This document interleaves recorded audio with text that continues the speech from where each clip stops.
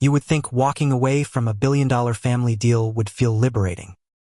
Spoiler, it felt like free-falling without a parachute. The night I broke the engagement, I stood in front of a ballroom full of New York's elite. My mother's diamond-studded glare slicing me open like glass. The alpha heir I was supposed to marry, Daniel Harrington. The kind of man Forbes wrote articles about, didn't even flinch. He just smirked, as if I had confirmed his private suspicion all along, that I was weak, reckless, incapable of fulfilling the destiny mapped out for me. Maybe he was right. But as I walked out of that room, ignoring the whispers, ignoring the cameras, ignoring the burn of betrayal tightening around my throat, I knew one thing: I couldn't marry a man I didn't love. The problem was, I already loved someone else. And he wasn't rich. He wasn't powerful. He wasn't even an alpha. Ethan. The beta with the crooked smile who had been my quiet constant in a life built on noise. He wasn't supposed to matter. He wasn't supposed to occupy the corners of my mind when I lay awake in penthouse suites, staring at ceilings taller than most people's houses. But he did. And it was his name my heart screamed the moment I told the world no. That's where the story begins, not with a promise kept, but with one broken. The first time I met Ethan, it was a muggy summer night in Brooklyn, years before my parents sealed my fate with a signature on a contract I never signed. I had ducked into a small diner to escape the suffocating charity gala across the street. My suit was suffocating, my tie strangling, and I remember yanking it loose like I was clawing my way out of prison. He was behind the counter, pouring coffee for an old man who looked like he had stories etched into his skin. Ethan wasn't extraordinary at first glance. Messy brown hair, shirt sleeves rolled up to his elbows, apron smudged with grease stains. But there was something about his eyes, warm, steady, like he saw right through the armor I didn't even realize I was wearing. "You look like you're about to either cry or commit tax fraud," he said, sliding a glass of water toward me. It was the first time anyone had made me laugh that whole week. I should have walked away then. Should have paid the bill, left a generous tip, and gone back to my carefully curated life. But instead, I stayed. And I kept staying. Until staying felt like the only thing that made sense in a world where nothing else did. Fast forward to now. The fallout of my decision spreads like wildfire across every news outlet in America. Heir to Lawrence Fortune walks out on alpha engagement. Rebellion or breakdown. A beta at the center of scandal. They don't know about Ethan. Not yet. But they will.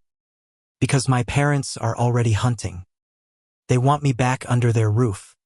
Under their rules. Under their thumb. To them, Ethan isn't a man. He's a mistake. A liability. A stain on the Lawrence name. And me, I don't care. For the first time in my life, I don't care. The night after the broken engagement, I went to see him. The diner was almost empty, the neon sign outside flickering like a heartbeat about to give out. Ethan looked up as the door chimed, his brows furrowing when he saw me. He didn't say anything at first, just wiped his hands on his apron and waited. "I did it," I whispered, my throat tight. I walked away. For a moment, silence hung between us, heavy and dangerous. Then Ethan exhaled, shaking his head in disbelief. "You're insane," he said. But his eyes softened, and his voice cracked just slightly. "You're absolutely insane." I laughed, though it sounded more like a sob. "I know." And then he stepped closer. Just close enough that I could feel the warmth radiating off him. Just close enough that when his hand brushed mine, I nearly fell apart right there. "Do you even understand what you've done?" he asked, his tone sharper now. "You think your family's just going to let you walk away? That Alpha is going to forget you embarrassed him in front of the entire goddamn city?" I don't care, I said. Maybe too quickly. Maybe too desperately. I don't care about them, Ethan. I only care about. I didn't finish. I didn't have to. Because he leaned in, his forehead resting against mine. And for the first time in years, I felt like I was exactly where I belonged. The storm, of course, came the next morning. Reporters outside my apartment. Calls from numbers I didn't recognize. My father's lawyer threatening to cut me off. My mother's icy voicemail, "You've ruined everything." But none of it compared to the fear in Ethan's eyes when two men in tailored suits walked into the diner that afternoon, asking for me. He told them I wasn't there. He lied for me without hesitation. When they finally left, he cornered me in the back, his hands gripping my shoulders so tightly it almost hurt. "This isn't a game," he said, his voice low, urgent. "They're not going to stop until they drag you back. And if they find out about us," I covered his hand with mine, "then they'll know the truth. That I love you." The way his eyes widened, the way his lips parted was worth every ounce of chaos.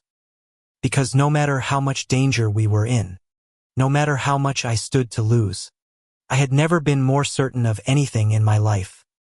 I had chosen him, and I wasn't going back. There's this strange silence after you've detonated a bomb in your own life. Not the cinematic kind where everything slows down and the ringing in your ears drowns out reality.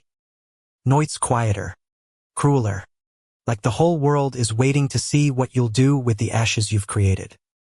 That's where I was, sitting in the back of Ethan's diner, staring at the condensation sliding down a glass of water, wondering how much more I was willing to lose. Ethan leaned against the counter across from me, arms folded, jaw tight. He wasn't saying much, which was worse than him yelling. Because when Ethan was quiet, it meant he was calculating, weighing risks, and I already knew I was one. "Tell me why," he finally said. I looked up, throat tightening. "Why what?" His gaze pinned me in place. Why walk away from everything? From security, power, money, hell, protection. You're not stupid. You know the kind of enemies your family makes. You know what they're capable of. I walked away because I couldn't breathe anymore, I said. My voice cracked, but I didn't care. Because I was suffocating in a life that never belonged to me. Because every time I looked in the mirror, I didn't see myself, I saw a puppet my parents carved into existence. I leaned forward, my palms flat against the table. And because the only time I feel alive is when I'm here. With you.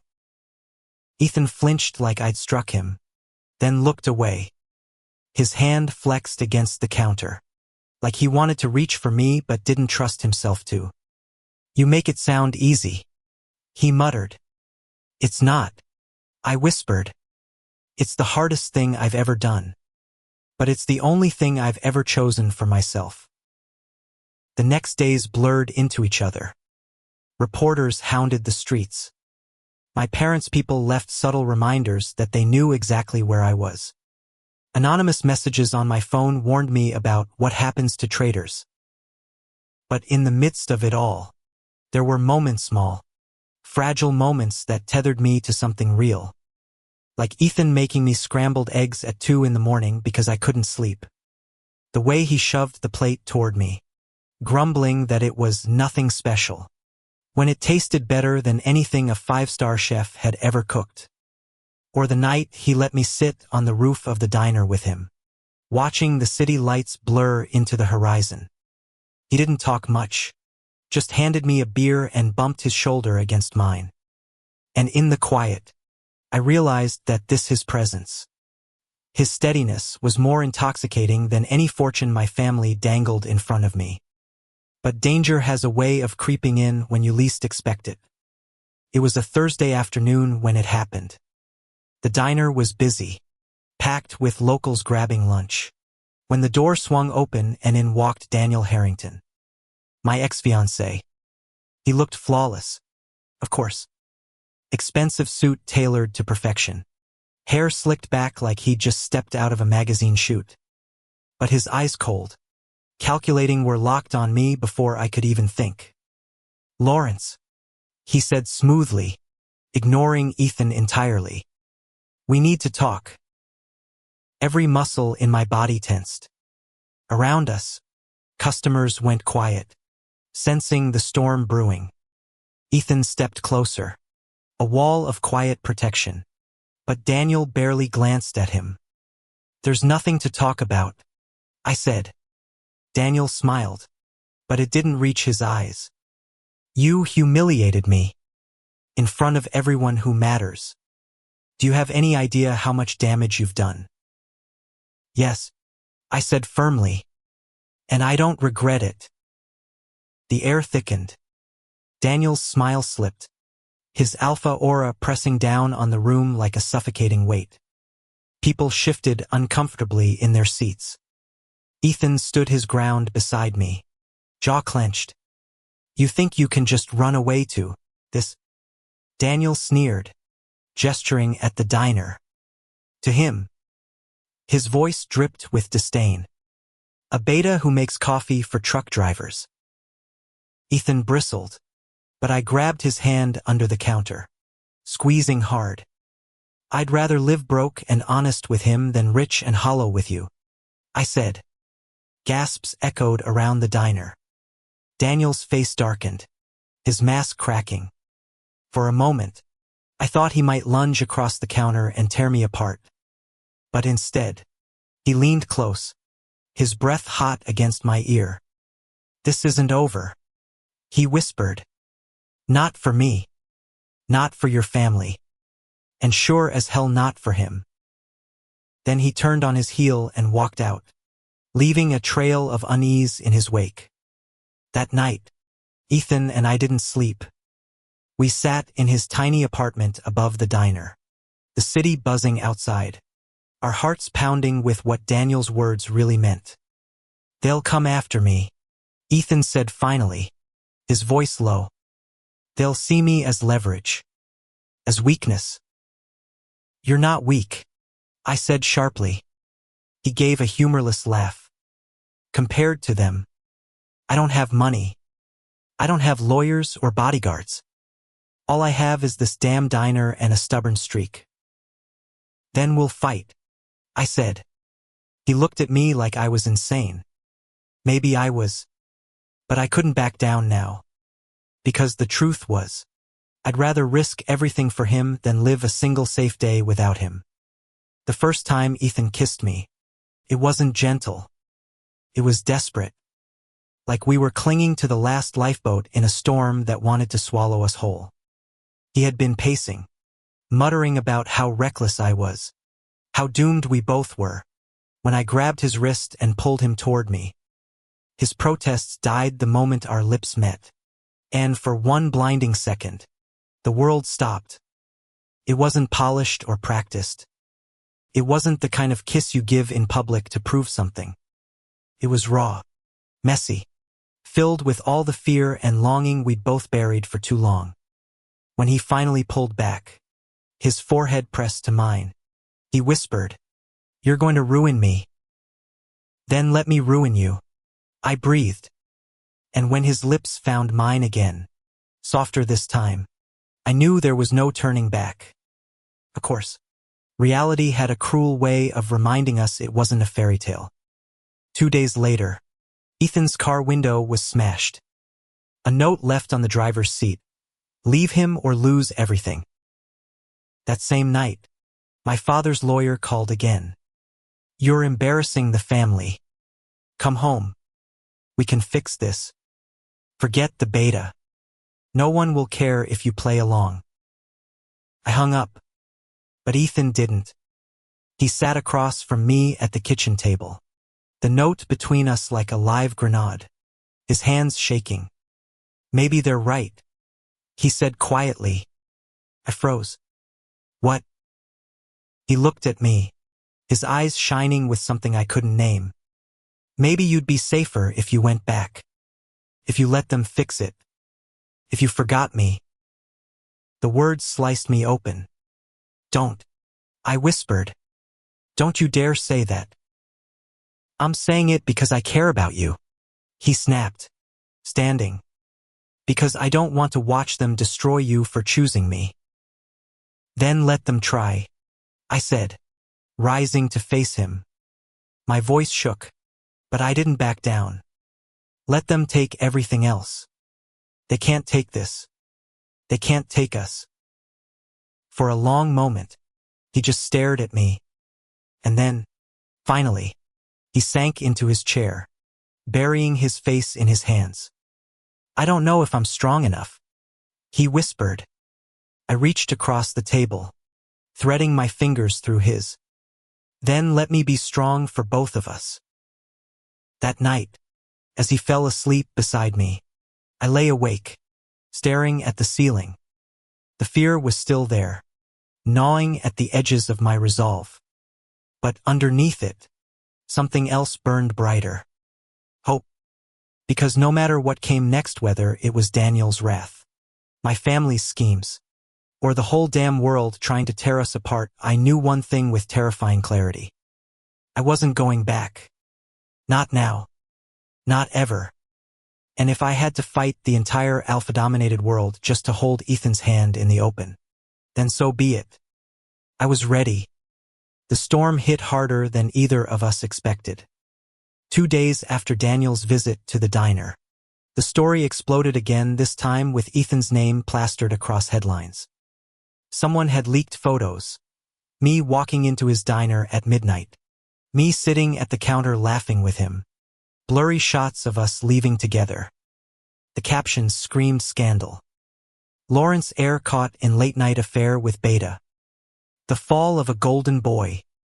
From alpha fortune to beta nobody. Ethan's phone wouldn't stop buzzing. Reporters called the diner nonstop. Camped outside with their cameras like vultures. Regular customers stopped coming in. Afraid of being photographed. Afraid of being associated with the mess. By the third day, the diner was nearly empty. I sat in the corner booth, watching Ethan scrub the same countertop over and over. His jaw locked tight. He hadn't looked me in the eye all morning. This isn't your fault, I said quietly. He slammed the rag down, his voice sharp. Isn't it? The diner's dying. The phone won't stop. And everyone in this neighborhood looks at me like I'm a homewrecker. Tell me again how this isn't my fault. I stood, moving toward him, but he stepped back. His chest rose and fell too fast. Ethan, he shook his head. You don't get it, do you? You can go back to your penthouse, your family, your wealth. But me, this is all I have. And they're taking it away from me. The words cut deep because he wasn't wrong. I had safety nets he didn't. And that inequality hung between us like a ghost we couldn't ignore. So I said the only thing I could. Then I'll give it up. That got his attention. His eyes snapped to mine. Why? Disbelieving. What? I swallowed hard. The money. The inheritance. All of it. If staying means choosing between them and you, I'll choose you every time. I don't care if I have to wash dishes in this diner for the rest of my life. I am not leaving. The silence stretched so long I thought I'd said the wrong thing. Then Ethan exhaled, his shoulders sagging, his hands gripping the counter like he needed it to stay standing. You're insane, he muttered. But his voice broke, and when I reached for him this time, he didn't pull away. He collapsed against me, his forehead pressing into my shoulder, and I wrapped my arms around him like I could shield him from the whole damn world.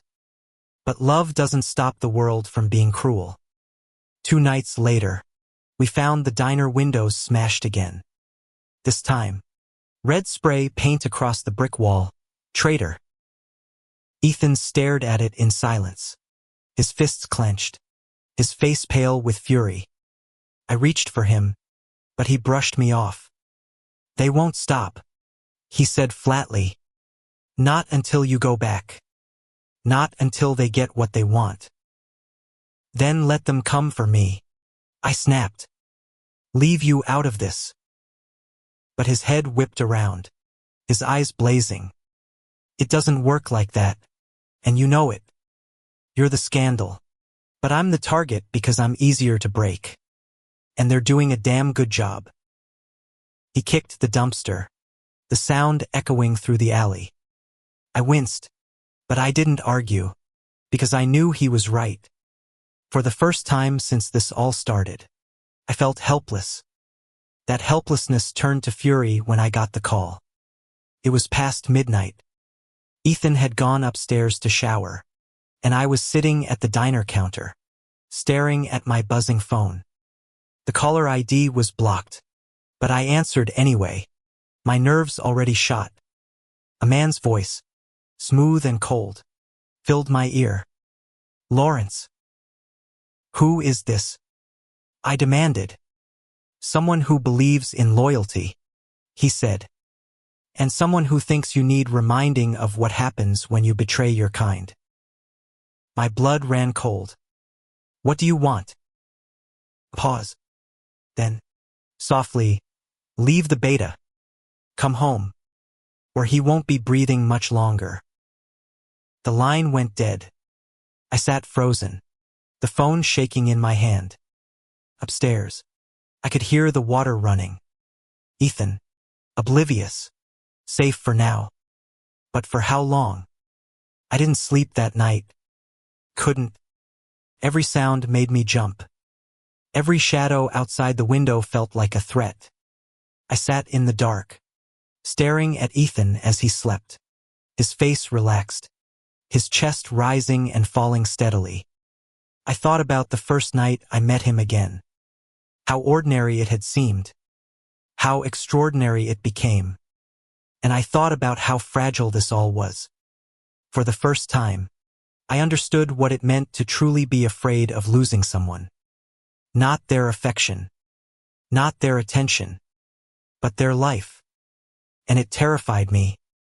The next morning, I told him, I shouldn't have. Maybe I should have kept it to myself. Should have let him keep one shred of peace in all this chaos. But I couldn't lie to him. Not about this. "They threatened you," I said, my voice hoarse. "They said if I don't go back." Ethan went still.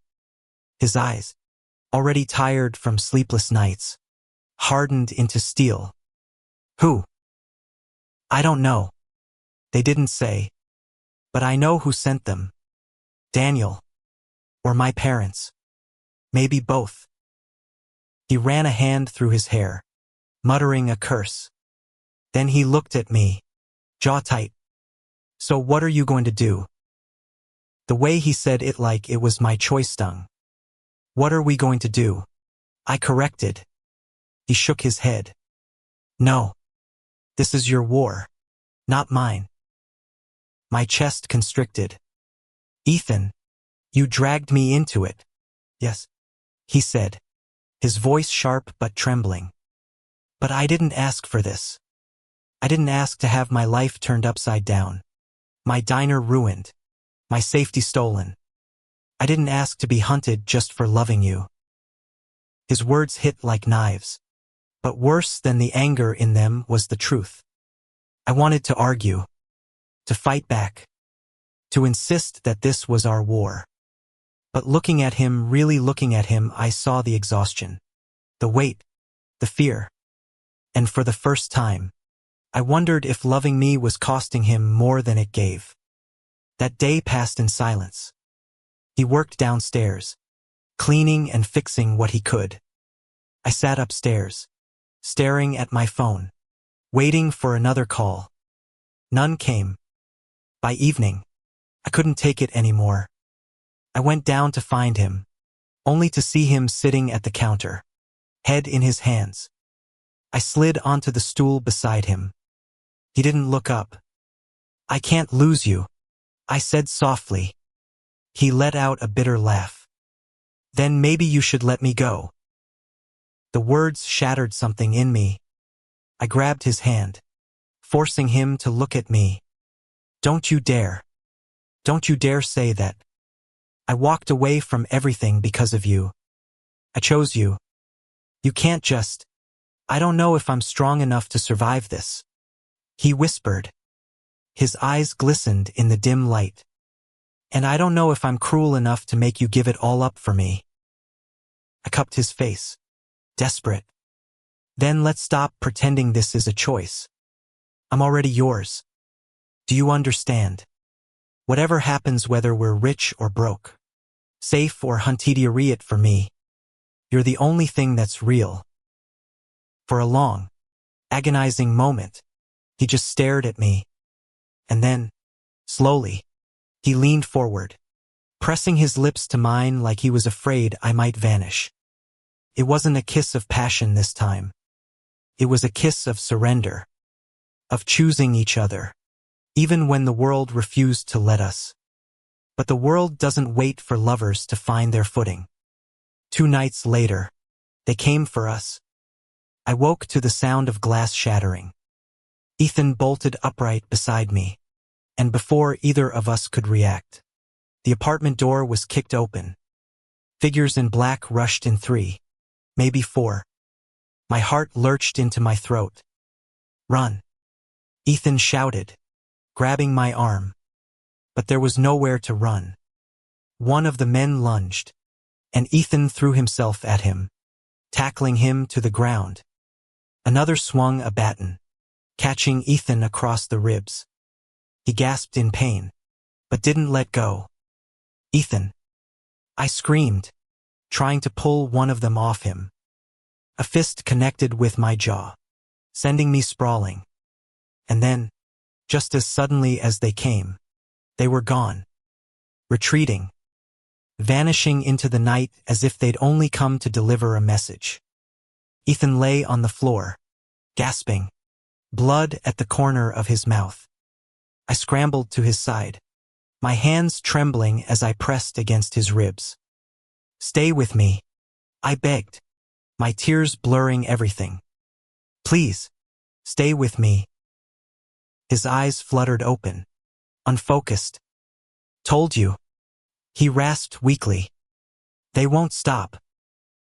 And as I held him in my arms, realizing how close I had come to losing him, I swore to myself no matter what it took, no matter who I had to face, I would not let them win. Not this time. Not ever. Hospitals always smelled the same, sterile, sharp, like someone was trying to scrub away the scent of pain. I hated them. But that night, sitting in a cracked plastic chair while Ethan lay unconscious behind a curtain, I hated them more than I ever had. His ribs were bruised, maybe cracked. A mild concussion, the doctor said, though his tone had been careful. The way people spoke when they knew their words weren't enough. I should have felt relief that Ethan was alive. Instead, all I felt was rage. A deep, searing fury that rattled in my bones and made my hands shake. Because this wasn't random. This was calculated. This was my family Daniel sending a message. They wanted me scared. They wanted me compliant. They wanted me to see Ethan as collateral damage until I finally broke. But I wasn't going to break. Not anymore. When Ethan stirred hours later, his eyes blinking open under the harsh fluorescent light, I nearly collapsed with relief. I gripped his hand tight, brushing my thumb over his knuckles. You're safe, I whispered. I've got you. He groaned softly, trying to sit up. I stopped him. They didn't get you, he murmured, his voice rough. That's all that matters. No, I said, my throat tightening. That's not enough. This ends now. The next morning, while Ethan slept, I made the call. I didn't tell him, because if I had, he would have tried to stop me. I dialed the number I'd sworn I'd never use again, my father's private line. He answered on the second ring. His voice was smooth, calm, like he'd been expecting this. Son. I flinched at the word. It ends now. You leave him out of this. Pause. Then come home. And it ends. I clenched my jaw. No. I'm not bargaining. You want me? Fine. But touch him again. And I swear. He cut me off. His voice chilling. You have no power to swear anything. Boy. You left us. You betrayed us. And now you crawl back with conditions. Because I love him. I snapped. The words burst out before I could stop them. And nothing you do is going to change that. For the first time, my father's tone hardened. Love. He spat. Like it was poison. You are not a child anymore. You do not get to ruin everything we built for the sake of some beta with dirt under his nails. Watch me. I hissed. And hung up before he could respond. My hands shook as I set the phone down. My chest heaved. For the first time in years, I'd stood up to him. And I knew the war had only just begun. Ethan wasn't happy when he found out. You called him, he said, his face pale with anger. You actually called him. I had to, I said, pacing the tiny hospital room. They won't stop unless I push back. You think standing up to your father over the phone is going to fix this? Ethan demanded. These people, they don't negotiate. They destroy. You know that. I know. I admitted. Which is why I need to hit them where it hurts. He blinked. What are you talking about? I stopped pacing, looking him dead in the eye. Exposure. Proof. My family thrives on secrecy. On power no one questions. But what if the world saw what they really were? The deals. The blackmail. The threats, Daniel included. They hide behind their money. I'll strip it away. Ethan shook his head, incredulous. Do you hear yourself? You're talking about bringing down your entire family. That's suicide. Maybe, I said. But it's the only way we'll ever be free. The plan started small. I dug through the files I still had access to, the ones I wasn't supposed to take when I moved out. Documents on shell companies.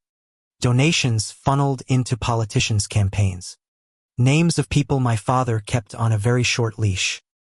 Ethan helped, despite his protests. His diner became our war room. Papers spread across tables usually filled with coffee cups and pie plates. At night, when exhaustion pulled at me, Ethan would press a mug of coffee into my hands. His eyes soft despite the bruises still fading on his face. You're going to get us both killed, he'd mutter.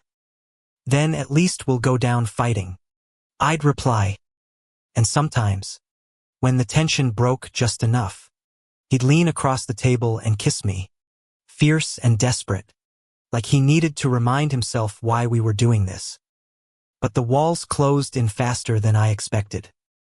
Daniel showed up again, this time outside the hospital. He cornered me in the parking lot, his hands shoved casually into his pockets, his smile razor sharp. You're really making this difficult, he drawled. I didn't respond. He circled me like a predator. You think the world cares about your little rebellion. Newsflash, they don't. They care about power, money, bloodlines. And you just spat on all three. You're nothing now. I'd rather be nothing than yours, I said. His smile faltered. For a flicker of a second, anger bled through. But then he stepped close. So close I could smell his cologne. You're playing with fire, he whispered. And when your beta burns, remember you lit the match. I shoved past him, my heart pounding. But his words clung to me like smoke. The breaking point came a week later. The diner was quiet. The dinner rush over. when the door burst open. Two men in suits stormed in, flashing badges that might have been realtor forged. "We're here for Ethan Clark," one said flatly. Ethan froze. "What is this?" "Investigation," the man replied. "Fraud, tax evasion, illegal activity. Come with us." My stomach dropped. This wasn't random. This was a hit job. My family was framing him. "You can't be serious," I said, stepping forward. "He hasn't done anything." The man shoved me back. "Stay out of it." They grabbed Ethan by the arms. He struggled, shouting, but they dragged him toward the door. I lunged, but one of them shoved me so hard I hit the floor. The last thing I saw was Ethan's terrified face as they forced him outside. And then he was gone. I sat in the wreckage of the diner, my chest heaving, my knuckles bleeding from where I'd punched the floor in rage. They had him. My family had crossed the line. And in that moment, all fear evaporated. They wanted war. They just declared it. The first call I made wasn't to a lawyer. It was to a journalist, a woman I'd met once at a gala, who'd cornered me in the corner of a ballroom and whispered that she knew the Lawrence family had skeletons. At the time, I'd brushed her off. Now, she was my only lifeline. "I have evidence," I told her, my voice shaking but fierce. "And I'm ready to go public." Pause. "Then, meet me tonight. Bring everything." By the time Ethan was booked into a holding cell, his diner stripped with police tape, the first draft of the story was already on the journalist's desk. And for the first time in my life, I felt powerful. Not because of money, not because of status, but because I finally had the truth. The only question was whether it would be enough to save him. The newsroom was small, cramped, a far cry from the glittering world I grew up in. Old coffee cups sat on desks stacked with files. Fluorescent lights hummed overhead, and the hum of typewriters in the back sounded like a heartbeat. The journalist, her name was Harper Lane, met me in a side office. She was sharp, mid-30s, the kind of woman who looked like she'd fought her way into every room she stood in. Her dark hair was tied back, her suit wrinkled, but her eyes burned with the kind of focus that made me believe she could bring down an empire. "Show me," she said without preamble. I spread the documents across her desk: contracts, bank statements, photographs, the proof of decades of corruption my family had buried.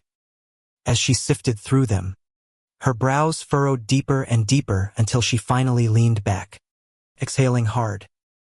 "This is a bomb," she said. "If half of this is true, it'll tear open the Lawrence empire." "It's all true," I said firmly. "And I don't care if it burns me too. Publish it. I want the world to know what they really are." Harper studied me for a long moment. "This isn't just about them, is it? Who's the beta?" The lump in my throat nearly choked me. "Ethan. They arrested him on fake charges. They'll ruin his life just to get to me." Her eyes softened, just slightly. "Then let's make sure they don't." The next 48 hours were a blur. Harper and her team fact-checked every line, cross-referenced every number, chased every whisper. I barely slept. Every time I closed my eyes, I saw Ethan in a cold cell, his eyes tired but unbroken. I visited him once. The holding area smelled of bleach and despair. He sat behind glass, his orange jumpsuit hanging loose on his frame. My chest cracked open at the sight of him. "God, Ethan," I whispered, picking up the phone. He lifted his, but his hand shook. "You shouldn't be here. They'll use this against you." "I don't care," I said fiercely. "I'm not leaving you in here." His lips pressed into a thin line. "You look exhausted." I am. I admitted. But I've got a plan. I'm gonna blow it all open. The corruption. The lies, everything. I'm giving it to the press. They won't be able to touch you once it's out. He went pale. You're going to war with your own family. I already did the moment I chose you, I said. For a second, silence stretched between us. Then his eyes shone, and his voice cracked. You're insane. Maybe, I said, pressing my hand to the glass. But I'm yours. That's never changing. He placed his palm against mine. And even through the barrier, I felt its strength, the defiance, the love that had carried us this far. When the story broke, it hit like a hurricane. Headlines screamed across every screen. Lawrence Empire exposed. Millions laundered through political ties. Violence and threats. Inside the shadow deals of America's alpha elite. My father's face flashed on TV. Daniel's too. The photographs Harper published were damning. The recordings I'd slipped Hermie father's voice threatening. Daniel's sneering promises were undeniable. The empire cracked. Stocks plummeted. Politicians scrambled to distance themselves. My phone exploded with calls. Threats. Please. Bribes. And then, suddenly, the pressure shifted. The district attorney's office announced that all charges against Ethan Clark were dropped, citing lack of evidence. Reporters swarmed outside the jail the moment he walked free. He squinted against the cameras, bruised but unbowed, and when he saw me waiting at the gate, he broke into the smallest, most exhausted smile. I ran to him, and when I wrapped my arms around him, cameras flashing like fireworks, I didn't care who saw. For once, I wanted the whole world to. Of course, victories come with costs. That night, Harper warned me over the phone. They're not done. You embarrassed men who don't forgive. Be careful. But I was already careful. The locks on Ethan's apartment were changed. Security cameras installed at the diner. I carried the weight of looking over my shoulder every second. Yet despite the danger, there were moments of quiet beauty. Like the night Ethan and I sat on the diner roof again, watching the city stretch below us. He leaned back on his hands, his bruises fading, his expression softer than I'd seen in weeks. You ruined my life, he said dryly. I glanced at him, startled. Then he smiled, the first real smile in days. And I've never been so grateful. I laughed, the sound shaking loose something heavy in my chest. You scared me half to death. You scared me half to death first. He shot back. Walking away from everything. Standing up to them. Blowing it all open. Who does that? Someone who finally had something worth losing. I said quietly. The smile faded from his lips, replaced with something heavier, deeper. He reached for my hand, threading his fingers through mine. I don't know how this ends, he admitted. But I know I don't want it to end without you. And in that moment, I knew no matter what came next, whether we had years or days, we were already winning. Because we had each other. But Daniel Harrington wasn't done. A week later, he called me. I almost didn't answer, but I knew I couldn't hide forever. His voice was calm, too calm. Congratulations. You've managed to make quite a spectacle. You're finished, I said. It's over. He chuckled. Sweetheart, you think exposing me in the press ends anything? Men like me don't vanish because of bad headlines. I adapt. I survive. Unlike your beta. My blood ran cold. Leave him out of this. Daniel's tone sharpened. He's the weakness in your armor. And if I can't have you, then no one will. The line went dead. I stood frozen, the phone heavy in my hand, my pulse racing like a drumbeat of war. Daniel was coming. And this time, I knew he wouldn't stop until one of us broke for good. That night, I told Ethan everything. We sat in his apartment, the city lights spilling through the window, the air tense. He threatened you, I said, pacing. He's not bluffing. He's desperate now, which makes him dangerous. Ethan leaned against the counter, arms crossed, his jaw set. So what do we do? Run? Hide? No, I said. We finish this. His brows furrowed.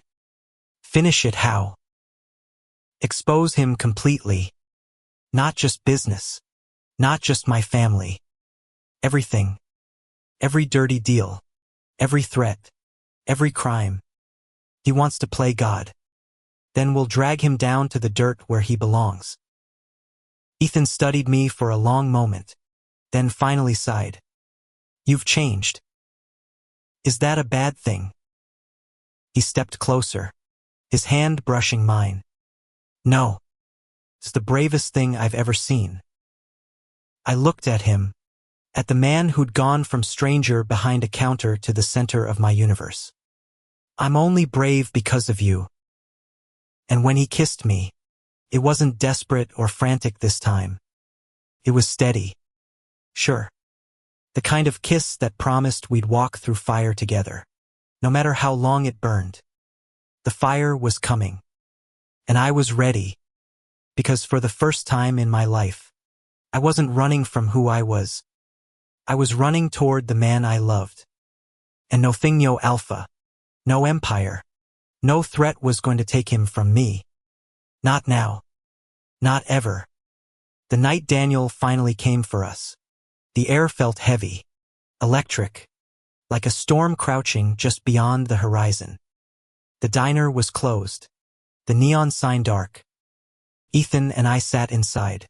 Papers and files spread across the counter one last time. Harper's article had ripped open the Lawrence empire. But Daniel had survived the fallout. Slippery as ever. He'd lost power. Yes. Money. Yes. But he still had claws and he was desperate enough to use them. We should go, Ethan said quietly, his fingers drumming against the Formica countertop. Leave the city. Start over somewhere no one knows our names. I shook my head. If we run, he wins. And he'll find us anyway. You know that. He exhaled, his shoulders tense. I hate that you're right. Before I could answer, the front door creaked open. Daniel Harrington stepped inside. No entourage.